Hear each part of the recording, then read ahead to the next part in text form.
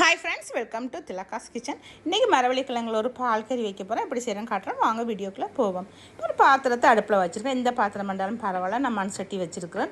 இதுக்கு 2 மேசக்கரண்டி எண்ணெய் விட்டு அதில் கருவேப்பிலை, ரம்பை, பச்சை மிளகாய் 2, ஒரு வெங்காயம் கட்டமாக கட் பண்ணி அதையும் அதுக்குள்ள சேர்த்து கொஞ்சம் ஒரு பச்சை வாசனை போகிறதுக்கு கொஞ்சம் ஒரு அரைவாசி வதங்க விடுவோம்.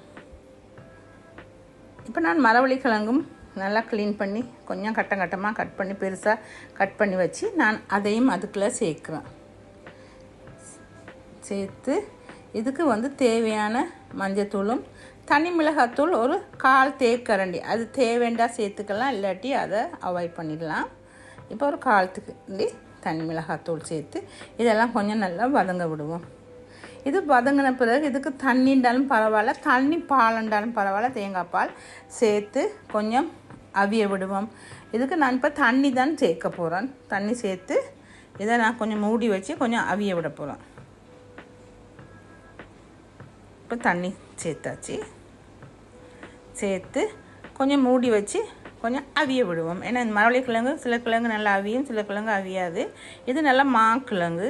இது சைட் டிஷ்ஷாக சாப்பிட நல்லாயிருக்கும். எல்லா கறிகளுக்கும், சைவ கறியிலேருந்து மச்ச கறி வரைக்கும் நல்லாயிருக்கும். ப்ரெட்டுக்கு இன்னும் டேஸ்ட்டாக இருக்கும். இப்போ இதுக்கு தேங்காய் பால் கட்டி பால் சேர்க்குறேன். ரொம்ப கட்டி பால், தண்ணி பால் இல்லை, கட்டி பால் சேர்த்து நல்லா மிக்ஸ் பண்ணிவிட்டு இதுக்கு தேவையான அளவு உப்பு கொஞ்சம் சேர்க்குறேன். உப்பு பார்த்து சேர்க்கணும். பால் கறிகளுக்கு ரொம்ப உப்பு இருந்தால் சாப்பிட இல்லாத சில நேரங்கள் எங்களை மீறியும் உப்பு கூடுறது இருக்குது. இப்போ இதை கொஞ்சம் நல்லா அவிஞ்சிட்டு கொஞ்சம் மசிச்சு விடுவோம். 2-3 கிழங்குகளை மசிச்சு விடுவோம். இது எங்கள்கிட்ட ஸ்ரீலங்கன் ப்ரெட்டுக்கு இன்னும் டேஸ்ட்டாக இருக்கும். ரோஸ்ட் பண்ணிட்டு இன்னும் டேஸ்ட்டாக இருக்கும். இப்போ பாருங்கள், நல்லா அவிஞ்சி திக்னஸாக வந்துட்டு நெருப்பு நாங்கள் பால் விட்ட பிறகு ரொம்ப கூட்டி வைக்கக்கூடாது. இப்போ இதுக்கு ஒரு தேசிக்காய் புளி கொஞ்சமாக புளிவோம். புளிஞ்ச உடனே அடுப்பை ஆஃப் பண்ணிடணும் நாங்கள். ஏன்னா பால் திக்னஸ், பால் சேர்த்துருக்கப்படியாக திரஞ்சால் டேஸ்ட் இருக்காது. இது ரெடி ஆகிட்டு பாருங்கள். மரவள்ளிக்கிழங்கு கறி, பால் கறி ரெடி ஆகிட்டு நீங்களும் பார்த்துருப்பீங்க. பிடிச்சிருந்தால் லைக் பண்ணி, ஷேர் பண்ணி, சப்ஸ்கிரைப் பண்ணுங்கள்.